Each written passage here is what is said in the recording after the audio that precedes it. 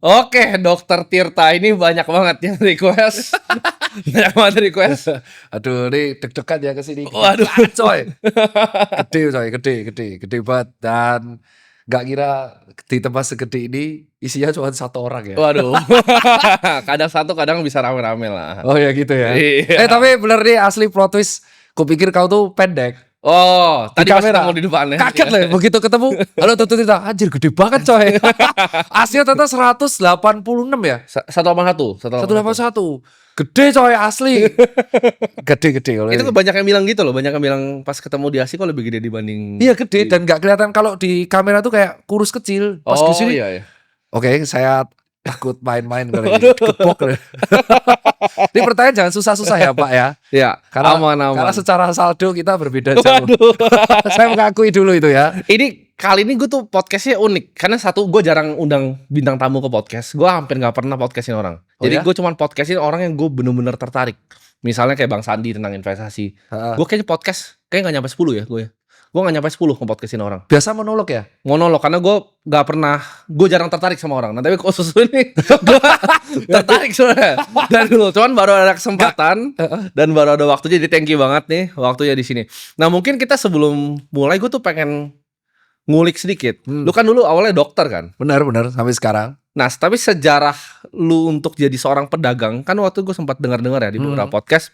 Lu bilang dulu sempat susah, sempat makan mie juga dibagi juga pernah. Benar ya. Itu kenapa awalnya jadi pedagang? Waktu itu dagangnya apa aja waktu awal-awalnya? Gue penasaran sisi bisnisnya dulu nih. Kalau fakta itu adalah langsung straight to the point. Ya. Bisnis pertama kali aku umur semester 1, berarti 18,5 tahun. Itu real. 18,5 tahun. Ya, jadi usia 18 ke 19 di tahun 2009 akhir. Saat itu in fact aku ngerasa pada waktu aku masuk dokter ego dong, kayak wah ini jurusan dengan nilai tertinggi. Jadi kalau kita pada waktu itu kedokteran umum itu adalah jurusan dengan nilai paling tinggi kalau ujian masuk. Ya. Jadi masih ego akademik, Ursulin soalnya kan SMA, tahu ada Gina Pacis, jadi pengen masuk situ. Udah begitu masuk kita di brief di kuliah pertama dan aku baru ngerti ternyata jalannya tuh maraton, panjang banget. Oke. Jadi S1 harus 3,5 tahun. Terus harus koas 2 tahun, belum kita harus internship dan harus spesialis. Aku anak tunggal nih. Bapak ibu, papa mamaku tuh orang bank, perbankan. Itu privilege pertama, itu yang nggak semua orang tahu ya. Aku ngomong di sini nih. Papa mamaku tuh orang keuangan dan sangat straight, apalagi papaku tuh dosen ekonomi. Oke, jadi orang bank dan juga dosen. Iya, dosen ekonomi. Jadi privilegeku di situ. Jadi akhirnya aku ngerasa, aduh nih kayaknya kalau maraton kayak gini keburu orang tua aku mati, aku belum kelar-kelar. Itu realistis tuh. Oke. Jadi di semester 2 aku mulai dagang dan hal yang pertama aku jual itu power balance, Pak. Yang ini ya, yang dipakai di tangan itu ya. Iya, dan aku malah jadi distributor di Jawa Tengah. Nah itu gue pengen nanya nih, ini boleh juga sekali gue nanya ya. Power balance kan zaman kayak gue zaman SMP atau SMA waktu itu ada ya. Lu umur berapa sih? Sekarang 24. Gue 24. Anjir 10 tahun di bawahku. Iya, 10 tahun. Lo udah kaya gitu mau ngapain di sisa hidup? Ya pantes lah, gabut banget. Aduh. Itu power balance itu beneran atau hoax? Enggak. Kan lu kuliah dokter kan? Enggak itu. Soalnya gue juga pas ditawarin teman gue tuh kayak ah sih ini. Katanya bisa apa kan lebih Jadi, sehat ya katanya. Sebenarnya saat itu kan kalau nggak salah yang jual itu adalah di official, kalau nggak aku sebut merek tuh Point Break sama Planet Surf. Dan aku ingat banget itu jualnya sekitar 400-600 ribu. Dan itu viral gara-gara. Berarti gue kayaknya ditawarin yang KW waktu itu mahal. Ini lucu banget. Dan ternyata itu tuh viral gara-gara yang make mulai pebasket. Oke. Nah pebasket mulai make nih. Terus viral kan karena aku kan kaskusan. Aku kaskus. Jadi shout out to Andrew Derwis, aku kaskus. Ternyata di forum pada mendebatkan itu. Aku beli ori 1 di Point Break. Dan aku beli yang dari kaskus. Gak ada bedanya Pak. Oh. Bedanya itu cuma hologram. Oke. Jadi akhirnya aku berpikir, ini ori semua nih bagiku nih. Udah aku cari supplier. Terus aku jual lah di kampus. Wih viral Pak. Kampus tuh pada beli semua. Sehari aku bisa jual dari 10, 50, 1000. Ya udah itu dagang pertamaku cuan di situ setengah tahun.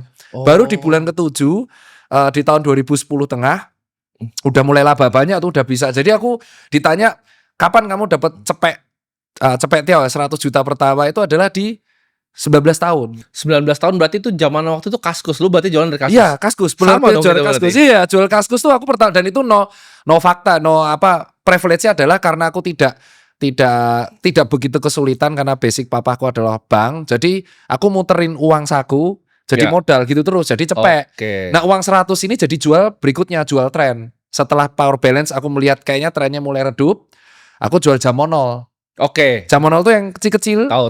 Tahu kan warnanya Tahu. beda-beda. Sama kejadiannya. Itu Gue juga jualan jam loh dulu. ori kawinnya gak ada beda. Iya. Udah di situ triple aku.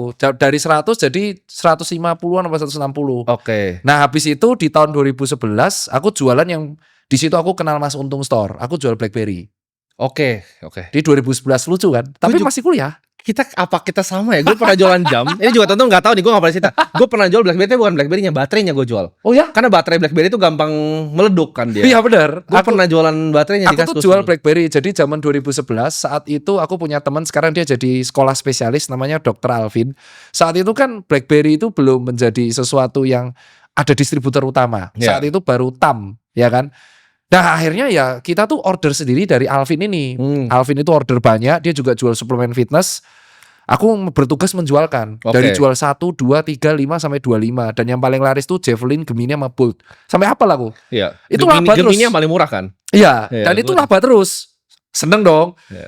Usia masih belum sampai 20, 3 kali usaha bener semua. IPK masih aman, egoku tinggi banget. Itu belum pernah gagal. Failku tuh malah menjual barang yang aku suka. Jual Oke. sepatu. Menarik. Gitu. Nah ini berarti banyak yang hidupnya berubah karena Kaskus ya bro ya. Iya, jualan. Memang Jadi tak- shout out untuk Andrew Darwis. Kemarin tuh gue sempat main ke klub dia, kan dia bikin klub kan di Pick 2 tuh di Oh, Noya. akhirnya bikin dia. Dia bikin klub. Gue ketemu dia foto sama gue, tapi gue nggak sadar waktu itu dia. Wah, lu Gua soalnya nggak ada hangover kan? Gue nggak sadar itu dia minta foto sama gue kan. Terus gue sini, ini kayaknya yang bikin Kaskus ya. Gue bilang, bro, hidup gue berubah karena lu, gue bilang. Sama, bener. Lakuin tuh. Kalau nggak ada Kaskus, kayaknya aku sampai sekarang tetap menjadi dokter spesialis dalam hidup biasa.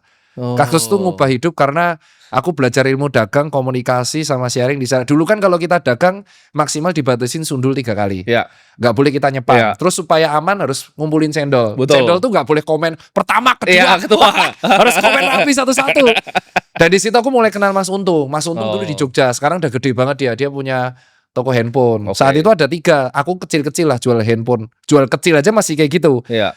Dan si Mas Untung ini seangkatan sama Renan Store sama PS Store. Oke. Nah, itu tapi gimana caranya waktu itu lu balance antara jadi pedagang? Kita ngomongnya pedagang ya waktu itu ya mungkin ya. Belum pengusaha seperti sekarang. Pedagang sama jadi seorang dokter. Waktu masih kuliah posisinya kan. Masih Dan kuliah. dokter kan salah satu kuliah yang orang bilang paling sulit. Lebih sulit dari hukum kan banyak yang bilang. Ini yang mungkin teman-teman nggak tahu. Jadi di sistem kuliah kedokteran itu sekarang nggak paket SKS, dia pakainya blok. Jadi kayak kita udah dipaketkan dan kita udah tahu jamnya tuh dari jam 7 sampai jam 5. Dan bagiku saat itu aku ngitung nggak tahu, aku baca buku, ada satu buku yang aku baca ini terpengaruh. Jadi pas kecil aku tuh baca buku namanya A Child Called It. Dan itu yang ngarang Dave Pelzer. Nah, di hari situ aku tahu bahwa kalau orang mau kaya, ini aku nggak tahu kalau pendapat kita berbeda. Tapi kalau sama, ya puji Tuhan. Jadi kalau orang mau kaya, itu dia harus mengeluarkan effort yang lebih daripada orang lain. Oke ya, nah orang normal saat itu melihat bahwa habis kuliah, ya 9 to 5, pulang, garap tugas, tidur.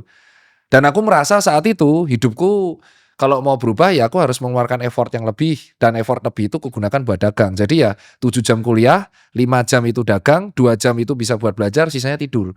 Jadi aku praktis tuh bisa setahun nggak pulang Solo. Padahal mudikku cuma Solo. Solo Jogja tuh deket. Kampungku Solo. Bisa nggak pulang. Yang setahun aku bisa nggak pulang. Tahun cuma sekali, pulang cuma sekali. Karena ngurusin dagang, COD sana sini.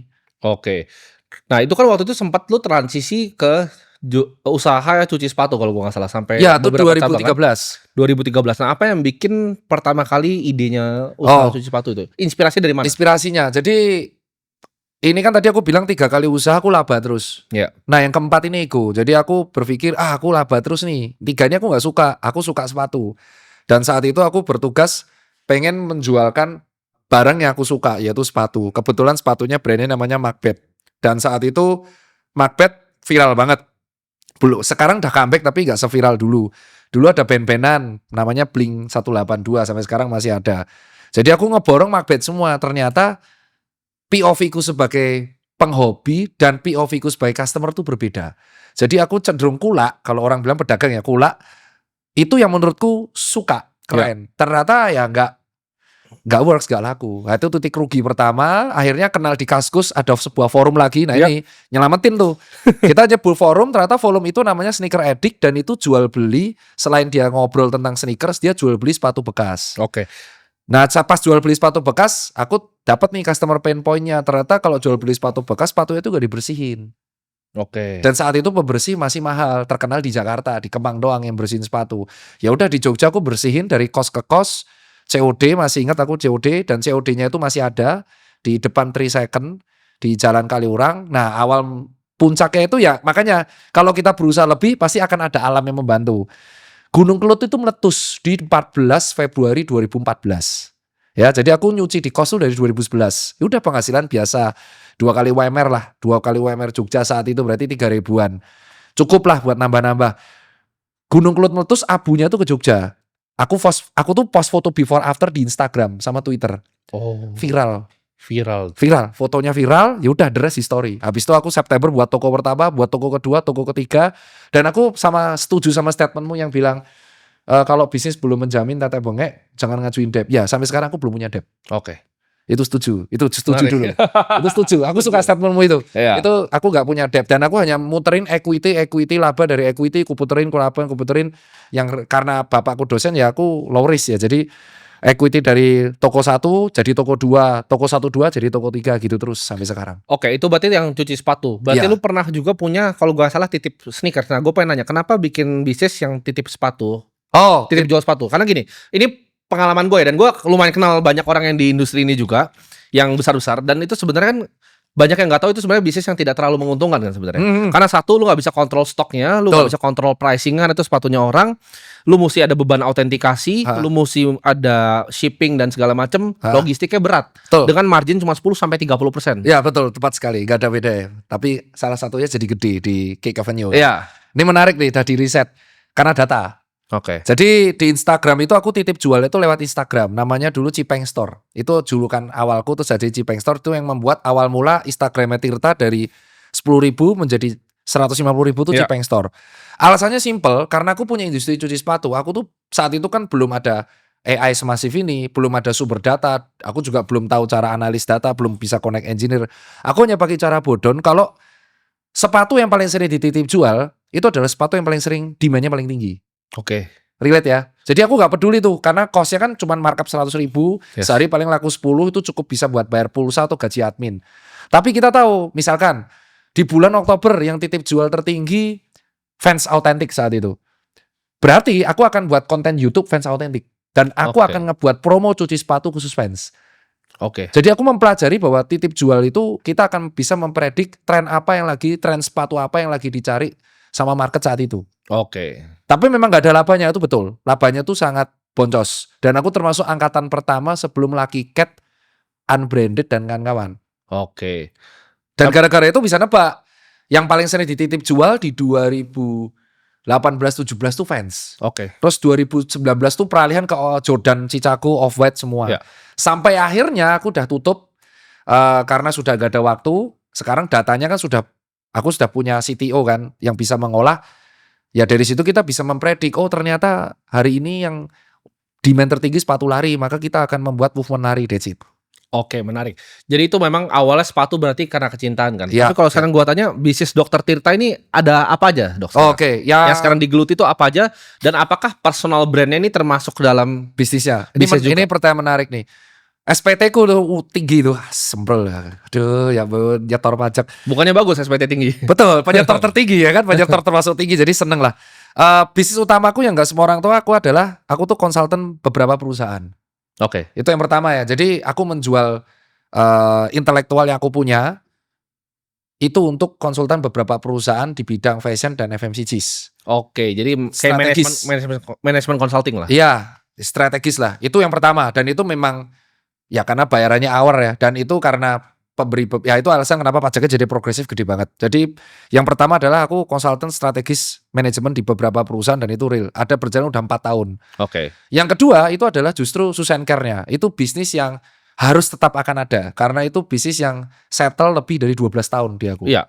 Oh, Itu udah 12 tahun berarti 12 tahun. Tahun ini tahun 13 dan itu nggak bisa ku apa-apain gitu. Nggak bisa ku eskalasi itu yang mentoknya segitu, ku turunin nggak bisa. Jadi dia growth-nya paling 2%, 5%. Tapi harus tetap ada karena itu sejarah Oke. historical. Bayi lah itu. Bayi itu nggak bisa. Itu ibarat Oke. kau punya anak pertama kau jual nggak mungkin. Oke. Itu harus ada. Terus yang ketiga itu aku ada yang namanya 4Wave. Dia itu marketing consultant. Jadi beda Oke. sama yang pertama ya. Kalau aku yang personal ini marketing consultant. Dia khusus ngurusi Itu bisnis. personal atau ada banyak konsultan lain? Kalau ini banyak konsultan lain. Itu khusus untuk skala bisnis yang di bawah 15M per tahun. Oke. Karena kan banyak UMKM yang small medium enterprise. Kalau bayar aku langsung nggak kuat, dia bayar perusahaan-perusahaan. Ya itu si 4Wave. Terus yang keempat itu adalah aku jual beli aparel. Jadi Oke. aparel brand lokal. Itu idealis. Itu bisnis rugi. Oke. Semua orang pengusaha pasti punya satu bisnis idealis yang rugi. Oke. Nah itu aku punya nih. Ini aku suka karena aku masih suka sepatu, aku masih suka koleksi outfit. Itu Ya. tokonya di Post Blok. Itu boncos tapi aku akan hidupkan terus karena aku bisa senang aja ketemu customer memilih sepatu. Yang Oke. terakhir itu bisnis terkait profesi utama. Tidak aku suka tapi harus aku lakukan. Oke. Itu klinik wellness dan dermatologis. Oke. Karena aku suka sport, partnerku banyak dermatologis, kita membuat barang itu di Yogyakarta. Oke. Itu 5. Kalau personal brand apakah masuk ke situ? Apakah lo take endorsement dari luar untuk semacam media placementnya atau gimana? Jujur boncos. Semua konten yang aku buat itu rata-rata kayak contoh di Instagram dan YouTube itu adalah personally dari OPEX-ku sendiri. Cost pribadi berarti Cost pribadi. Dan itu memang dibuat untuk mendekatkan aku pada si customer. ya? Oke. Nah itu jadi ibaratnya aku hanya saat itu aku menirunya gini. Aku melihat bahwa Mark sama Jeff Bezos itu kenapa ngonten saat itu. Aku melihatnya. Terus kenapa mereka atletis. Jeff Bezos itu bahkan latihan MMA. Terus Mark itu kemarin 5K-nya aja di bawah 20 kilo. Jadi aku Ya. melihat kenapa orang ini konten gitu. Terus akhirnya yang aku lihat, oh berarti mereka menjadi BA perusahaannya sendiri. Nah itu yang aku lakuin. Oke. Jadi Jadi gua kalau- nanti ada pertanyaan tentang Jeff Bezos di belakang. nih. Iya kan? Ini menarik. Jadi aku tuh menganggap orang-orang ini aneh ya. Kenapa Elon Musk tuh sampai membeli medsos. Jadi aku melihat, oke berarti CEO yang jadi personal brandnya di maintain itu dia akan menjadi BA perusahaannya. Cuman ada plus minusnya. Ya. Kalau kita menjadi BA perusahaan sendiri, kita salah statement, habis itu perusahaannya. Ya, kepleset abis. Kepleset habis. Dan aku pernah kejadian gitu berkali-kali. Oke. Pas COVID. Oke. Rontok tuh. Rontok tuh aku pas COVID tuh rontok. Aku dari situ aku belajar berharga banget. Jadi aku melakukan personal brand itu untuk pure mendekatkan diri pada customer. Ya. Nah kedua, nah ini yang lucu. Apakah dapat duit dari endorse? Rata-rata brand yang masuk ke aku itu justru akhirnya menawarkan kolaborasi dan bulking konsultan. Jadi kalau endorse itu kan kayak gini. Kamu buatin konten ya, terus nanti bla bla bla bla. Mereka tuh enggak, mereka ngelempar. Aku punya isu ini, menurutmu apa yang bisa aku lakuin biar ininya selesai. Jadi akhirnya aku menjual solusi. Nah itu ternyata dari beberapa hal yang aku lakuin di medsos. Oke. Ya kayak contoh aku memperlihatkan kemarin di YouTube aku edukasi mengenai mitos fakta kesehatan. Endingnya tuh ada brand yang datang, menurutmu gimana nih deliver message-nya ke masyarakat biar campaign ini berhasil. Ya. Nah itu yang kulakuin.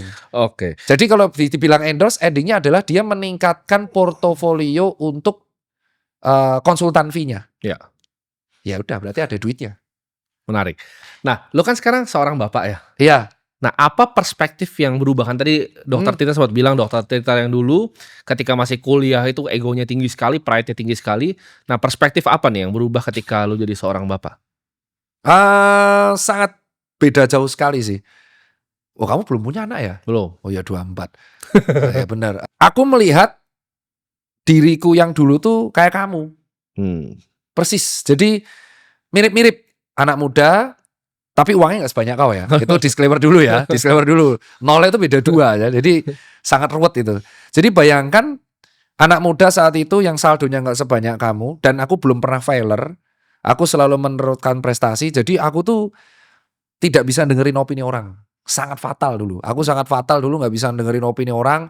Dan aku merasa sampai sekarang pun masih sulit tapi sudah bisa terkontrol. Kalau dulu tuh unkontrol karena aku anak tunggal. Aku nggak biasa nerima salah. Ini bener bedanya. Aku nggak bisa nerima salah di akademik selalu nomor 1. Jadi aku merasa diriku harus nomor 1 terus. Oke. Itu yang dulu. Dan itu bener kejadian. Oke. Tapi yang berubah adalah ketika anakku membesar itu goalnya berubah semua. Oke. Goalnya berubah. Dan yang paling kelihatan itu adalah jika di dulu aku mengejar uang, itu beneran aku ngejar uang, karir. karir pet, uang, saldo dan kawan-kawan. Yang ku kejar sekarang adalah legacy. Itu agak berbeda ya. Nah, legacy di sini maksudku adalah aku merasa kalau aku mati, kayak sometimes atau suatu saat nanti aku akan mati, terus uang itu akan ya udah that's it. Anakku akan dapat warisan, anakku akan selesai, kelar. Dia nggak akan mengenang aku sebagai yang menelurkan apalah, ya udah. Ya. Jadi aku merasa harus ada legacy biar dia itu ketika dia nanti gede dia tahu aku siapa. Nah itu yang ku lakuin sekarang. Oh bapaknya itu ternyata membuat usaha. Oh bapaknya itu tetap kuliah lagi. Bapaknya akhirnya membuat health. Jadi dia tuh nanti akan struggle. Yang ku takutin kalau dia itu hanya dapat uang besar banyak banget, dia akan menjadi sosok yang sangat tidak mau untuk berusaha keras karena dia udah tahu dapat warisan gede kan. Ya. Nah itu akhirnya aku fokus untuk membangun legacy biar anakku itu tidak menjadi seperti aku yang zaman muda. Itu yang aku takutin banget. Oke, tapi apa value utama yang lu pengen tanamin justru di anak lu nih? Proses sih. Oke. Proses. Dan proses tuh semua orang tuh sekarang pengen result ya. Itu terjadi gara-gara jadi orang tuh pengen cepat-cepat merasakan kepuasan dan kekayaan, terutama cowok-cowok usia 17 sampai 24. Ya. Dan mereka tuh gak bisa sabar, kayak contoh, wah kita gak bisa sabar tiba-tiba di usia 24 dia ngerasa gini-gini doang terus nyerah gitu aja. Ya. Jadi aku merasa mereka harus punya proses. Nah itu yang value yang pengen ku tanamin ke dia. Dan dia tuh pada waktu anakku tuh pada waktu sekarang sudah mulai paham mengenai aset ya. Enak ya apa? Aku gak mau dia ngerendahin orang lain yang asetnya di bawah dia. Jadi aku selalu menerangkan kamu tuh bisa kayak gini karena privilege. Karena aku dan mamahmu juga dokter spesialis. Jadi kamu harus tahu kita privilege kan kita divorce ya. Tapi masih akrab aku udah punya keluarga baru tapi aku harus rutin ke Jogja. Jadi aset mamahmu aja gede, asetku gede. Jadi jangan sampai kamu terjebak dalam itu ya. Itu yang aku ajarin terus. Aku takut kalau nanti dia gede malah memanfaatkan asetku jadi arogan kemana-mana malah jadi tukang bully, repot aku nanti kan. Jadi aku gak mau dia menjadi seperti Tirta yang pas muda karena itu sangat dangerous ya. Oke, menarik banget. Ini akan masuk ke pertanyaan yang gue sekarang beneran pengen tanya ini. Gue dari dulu udah lama pengen ketemu dan gue pengen tanya nih, ngopi dulu ya. Ngopi dulu, karena ini pasti pertanyaan spontan ini. Nah, kan tadi lu sempat bilang soal COVID. Nah ini juga sesuatu yang sangat menarik buat gue. COVID itu adalah fenomena yang sangat menarik. Kalau gue lihat secara sosial dan juga secara keuangan. Nah bagaimana tanggapan lu terhadap statement gue ini ya? Menurut gue COVID itu real, virusnya itu ada. Tapi itu social engineering yang ada di belakangnya dan orkestrasi itu luar biasa untuk tebar vir. Statementmu ini sebenarnya nggak ada beda sama statementku zaman dulu. Cuman aku berakhir di rujak. Oke. Habis itu aku. Aku ingat banget. COVID-nya itu ada jelas. Ya. Pandeminya itu ada, itu jelas. Dan aku masih ingat banget videonya itu masih beredar bahwa solusi saat itu adalah kalau misalkan COVID itu masuk di lingkungan yang masih kecil, itu bisa di lockdown. Dengan kita melockdown satu tempat, itu akan mengurangi potensi efek domino di tempat lain. Ya. Itu habisku pertama. Karena aku dituduh sok tahu saat itu. Nggak, kita akuin lah. Kalau misal kita masuk nih satu daerah ini kita lockdown, dia nggak akan nyebar kan. Ya. That's it. Tapi faktanya kan nggak. Itu aku habis tuh pertama di rujak tuh. Yang kedua adalah ketika aku mengatakan bahwa reaksi kita itu paniknya memang luar biasa berlebihan.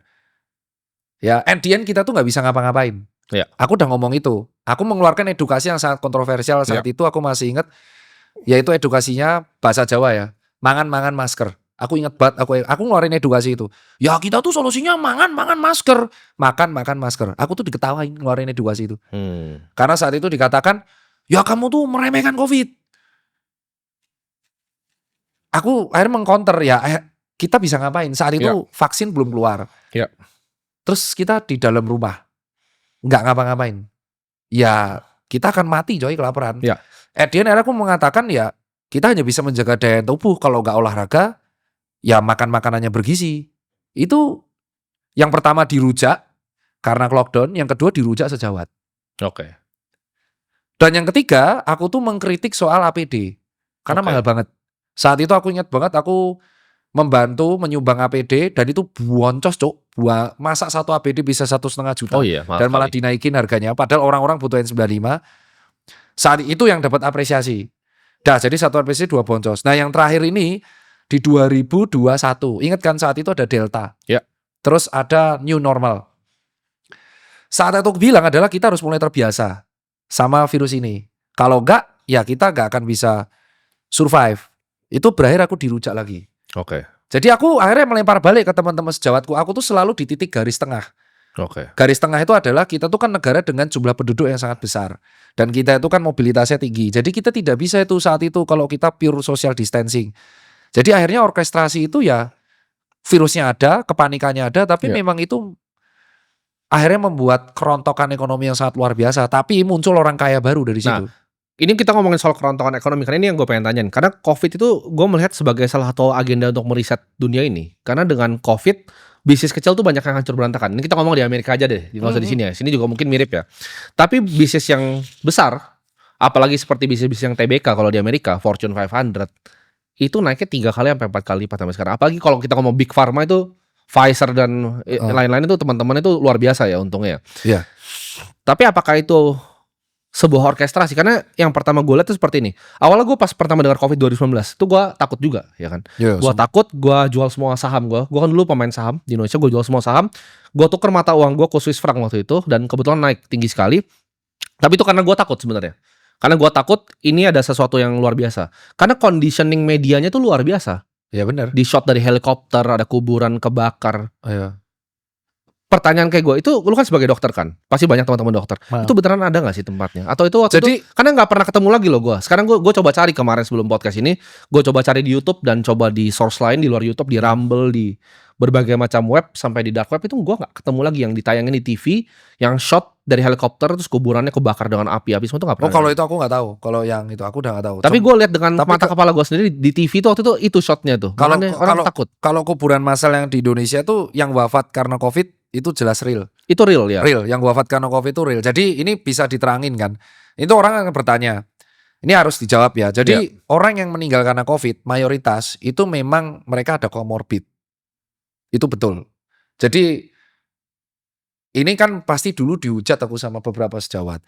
Jadi bukan tiba-tiba COVID, terus misal amit-amit kena ke Dokter Tirta atau Timothy, terus Ya. besoknya 5 hari, 14 hari mati. Rata-rata, ini harus real juga, dari data pun menunjukkan orang yang wafat karena COVID itu rata-rata punya 3 komorbid dari 3 penyakit ini. Ya. Kalau nggak penyakit terkait jantung, penyakit terkait diabetes, satunya penyakit terkait autoimun. Ya. Itu rata-rata wafat. Jadi makanya kalau kita lihat, dia tuh sudah ada riwayat penyakit jantung, sudah ya cepat atau lambat, COVID ini mempercepat. Iya. Kayak jalan tolnya untuk menuju maut. Ya tapi kan akhirnya ketika didata, wafatnya pasti karena COVID. Oke. Clear ya. Jadi ini clear nih. Ini meluruskan dan ini pertanyaanmu kan. Kok bisa tinggi banget? Bayangin ada orang dia sudah stroke, terus gejala penyakit jantung banyak dan kena virus ini. Nah, kan kalau didata meninggalnya bukan karena jantung tuh. Karena COVID. Iya dong pasti. Karena kan dia datang ke rumah sakit dalam keadaan demam dan panas. Iya. Iya kan? Tapi komorbid pemberatnya adalah jantung. That's it. Iya. Loh terus kok bisa kok komorbidnya jantung? Karena 60 sampai 80% orang itu tuh nggak sadar akan jantungnya. Iya. Dia nggak tahu jantungnya ini sehat apa enggak. Dah clear dulu kejawab. Jadi yang wafat karena COVID itu pure real. Tapi memang mayoritas disertai komorbid dan itu benar. Oke. Ini kita ngomongin soal data. Clear dulu ya, Ya. nomor 1 ya. Terus yang nomor 2, apakah riset? Nah, jadi dari berbagai pembicaraan, memang pandemi itu merontokkan sistem dan riset dari awal. Karena yang terdampak salah satunya adalah usahaku. Di 2020-2021, Susencare itu 80% paymentnya cash. Ya, sisanya tuh debit. Ya. Dan hanya 5% yang menggunakan Kris atau GoPay. Shopee Pay itu real ya, itu real. Dan nggak ada yang delivery sama sekali. 2021-2022 tuh rontok aku, rontok. Terus habis itu 100% itu nggak ada yang pakai cash. Ini fakta nih, tadi baru mau gue tanya. At all. Iya. Ini at all sampai sekarang. Jadi semua Susencare itu sekarang nggak ada yang pakai cash. Iya. Nggak ada. Dan 50% itu delivery service. Nah, kenapa kok Dokter Tirta viral keluar-keluar di COVID?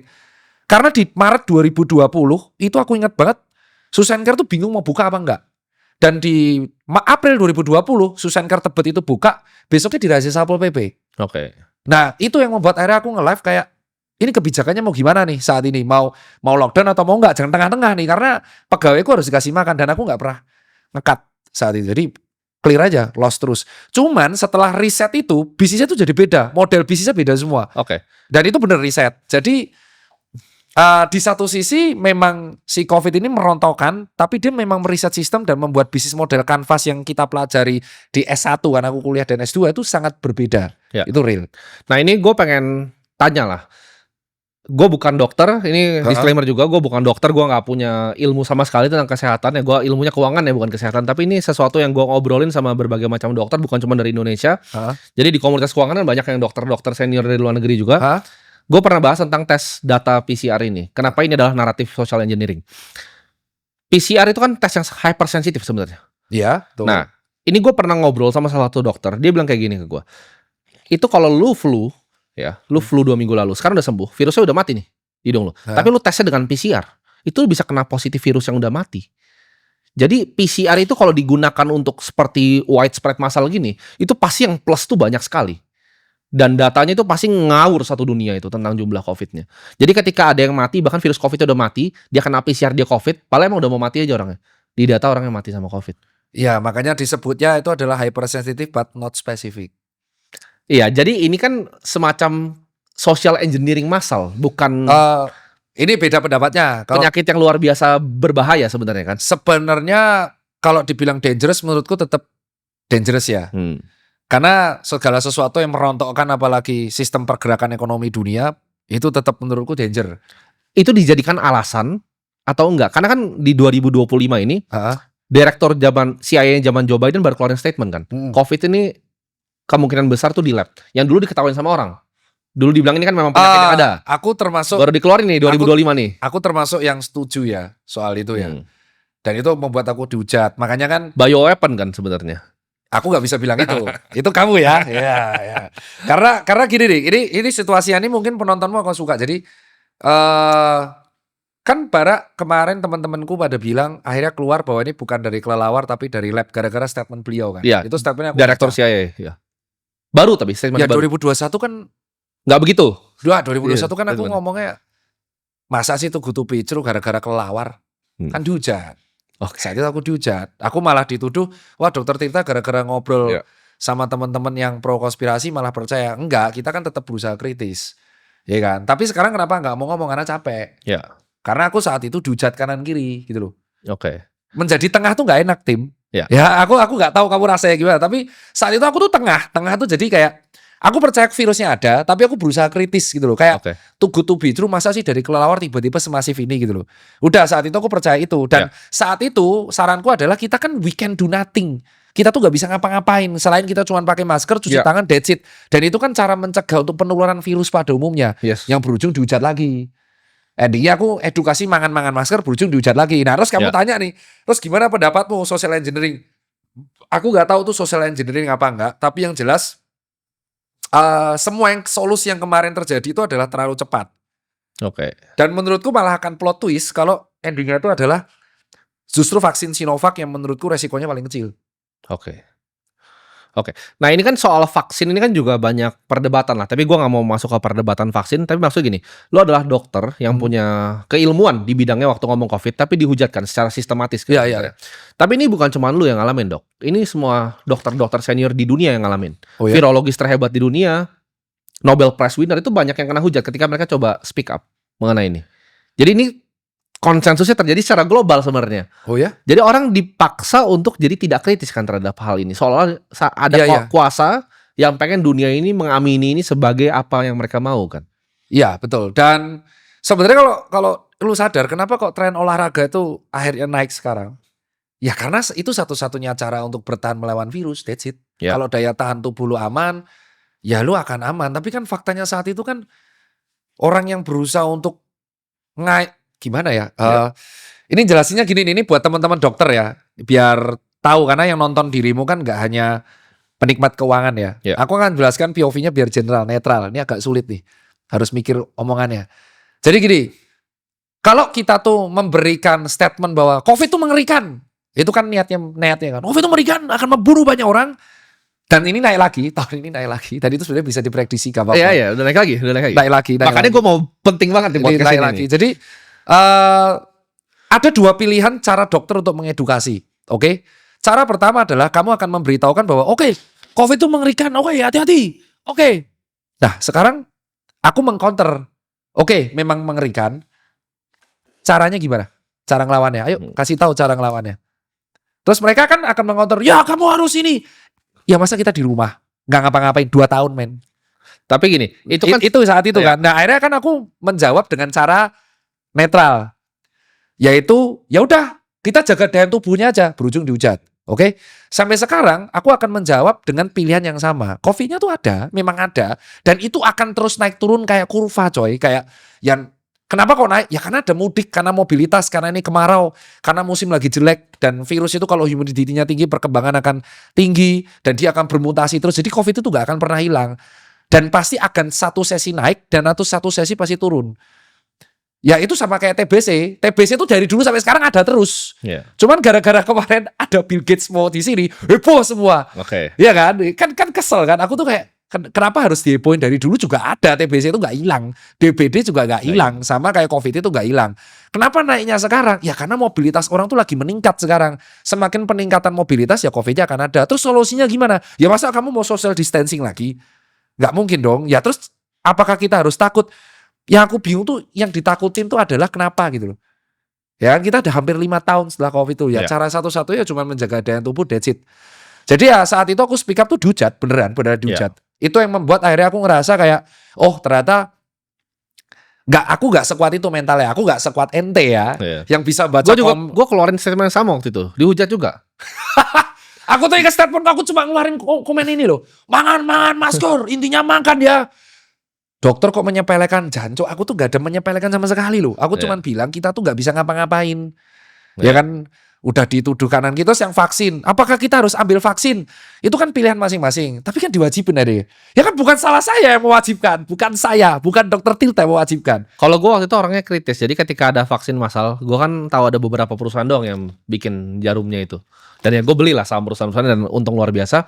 Tapi yang menariknya dari untung luar biasa gue pas COVID, gue untung luar biasa. Gue langsung pikir beli jarum suntiknya, perusahaan yang bikin jarum suntiknya, karena itu jarum suntik mesti 3 kali kan belinya. Iya benar. Total jumlah penduduk Indonesia dikali 3. Iya, jadi itu omsetnya naik luar biasa tinggi. Nah,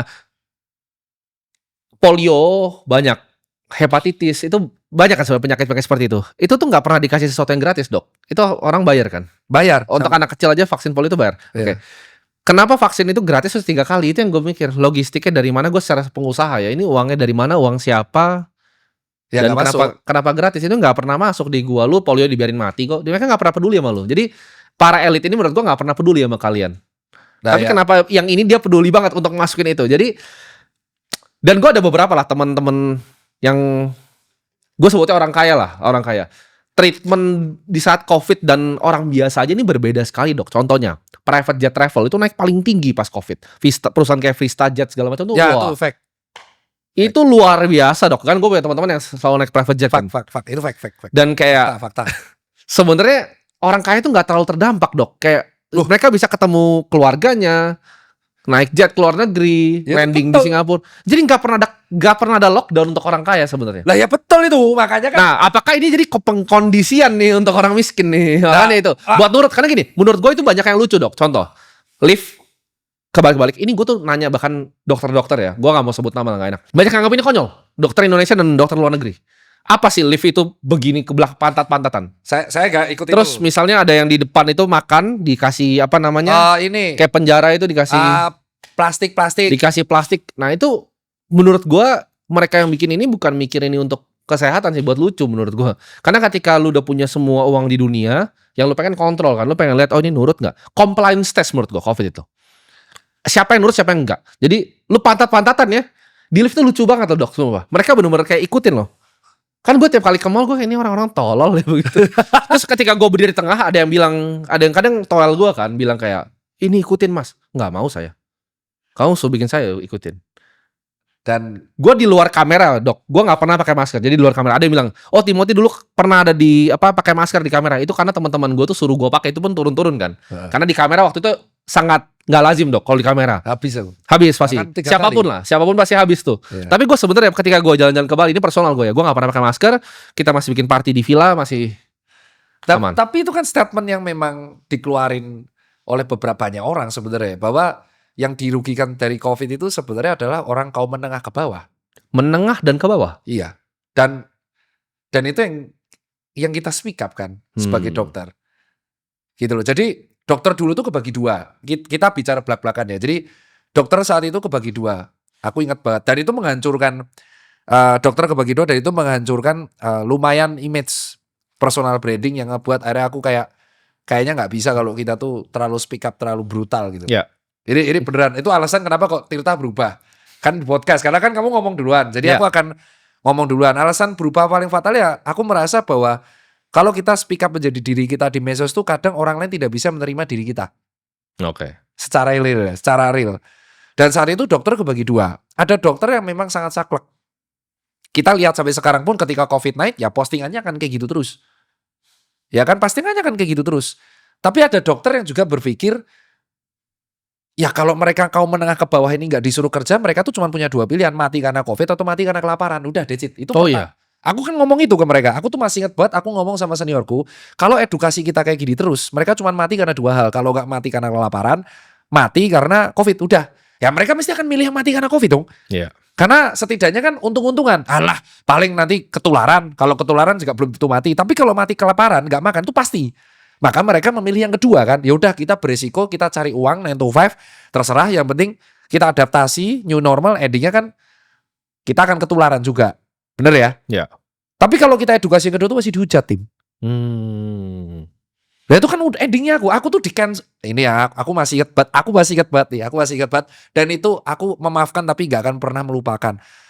Aku tuh ingat banget edukasi mengenai mangan-mangan masker terus viral, dan aku kepergok nongkrong di cafe Holy Wing.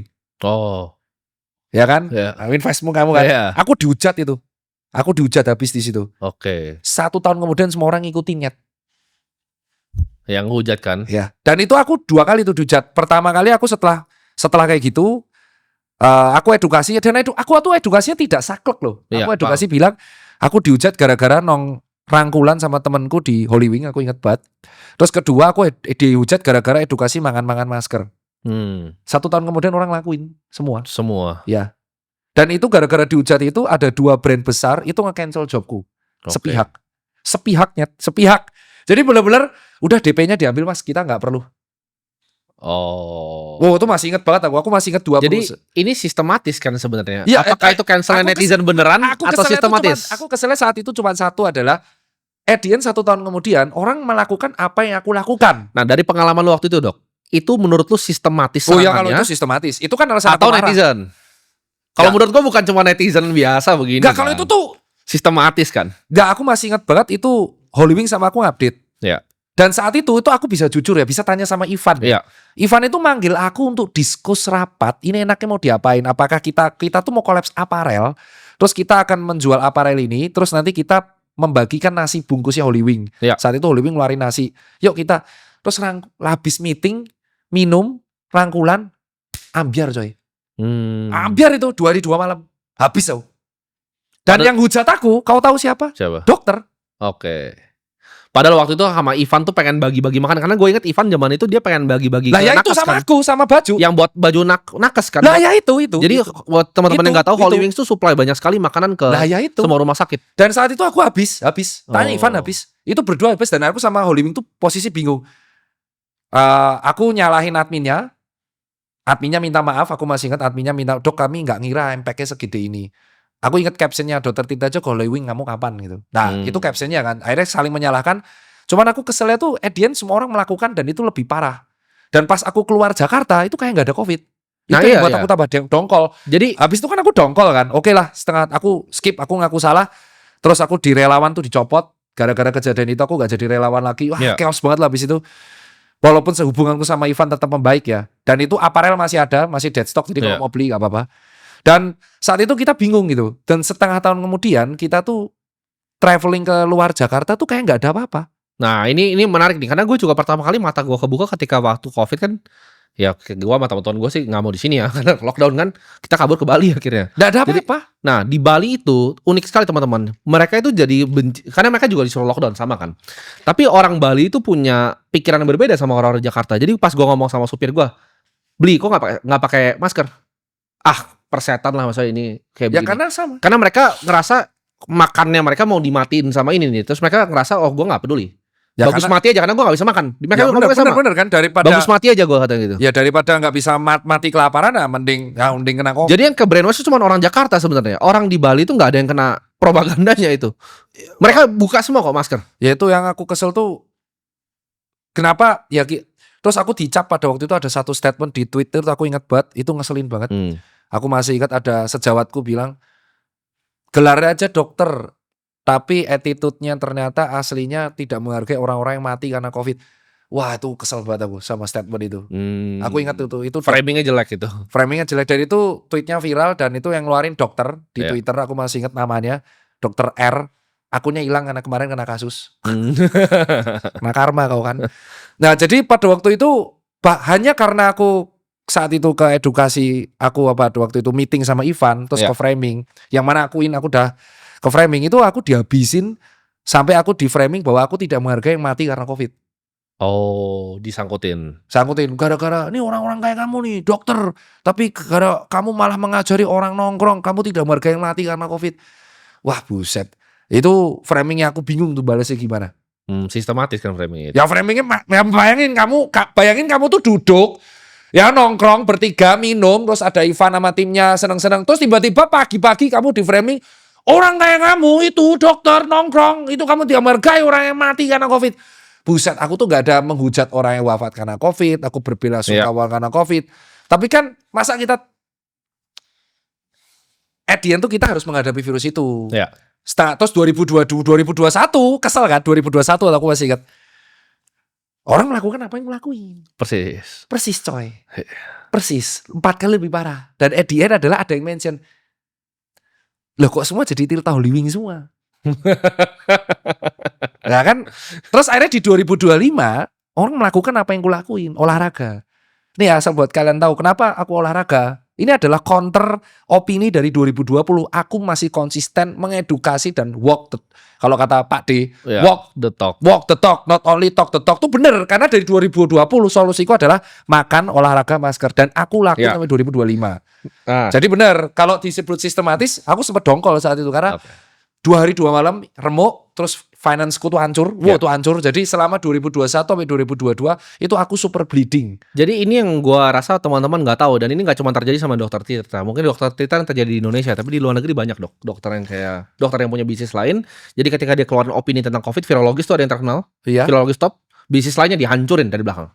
Dengan cara tadi, misalnya dia punya, kalau dokter Tirta ada brand deal kan, dia punya bisnis yang lain dihancurin pakai cara yang lain. Mereka tuh punya caranya untuk lakukan ini secara sistematis. Jadi kalau orang keuangannya dijepit dan dari depan cancel culture-nya dijepit, pasti nyerah kan akhirnya. Iya. Bahkan lu waktu itu sempat diem juga kan akhirnya. Sampai sekarang kan. Sampai Sampai sekarang. Karena saat itu tuh itu benar sesuatu yang kalian gak akan mau rasain, karena tiap hari baca komen tuh gak enak. Padahal aku tuh hanya mengedukasikan. Intinya gini, kamu tuh gak akan bisa menghindari COVID ini. Iya. Ya kan gak bisa. Dia bukan bilang gak ada virusnya kok, ada. Ya aku kan bilang, kita tuh bukan bilang virus ini gak ada. Kita tuh selalu bilang virus ini ada. Cuman kita tuh gak bisa menghindar. Orang kita gak bisa lihat kok. Iya. Nah, kita cuma punya pilihan tuh 3. Either kita menjaga daya tubuh, tetap bekerja, that's it. Kita gak bisa di dalam rumah terus takut kayak sekarang COVID tiba-tiba naik. Ini kan naik nih. Setuju. Nih hari ini, aku gak tahu nih tayang kapan ya. Iya, nah cepat ini. Cepat. Tiba-tiba naik. Ini kan naik nih. Berita naik menjelang kurban naik. Terus kita mau ngapain? Pertanyaanku kalau dokter masih ada. Terus kita mau ngapain? Iya. Apakah kita harus lagi kayak dulu duduk di rumah, deci terus waspada? Kan enggak. Benar. Apakah kita dengan cara kita mengedukasi dengan cara yang sama itu akan membuat COVID hilang, terus DBD hilang? Enggak. Kita cuman akhirnya adalah menjaga daya tubuh, that's it. Karena kalau tanya sama semua dokter, obat penanganan virus apa? Bukan antibiotik. Ya cuman dia bed rest total, dikasih suplai protein, vitamin, B3, tetes bengek, 5 hari dia akan gejala membaik. Kalaupun dia meninggal itu amit-amitnya karena ada komorbid yang memberatkan dan saat itu kamarnya penuh. Jadi sebenarnya COVID itu membuka bahwa fasilitas kesehatan kita kemarin itu kamarnya penuh. Ya, nggak cukup. Tidak memadai gitu loh. Jadi kalau mau pasiennya aman, fasilitasnya memadai. Bayangin ICU-nya cuma 4. pasiennya 100.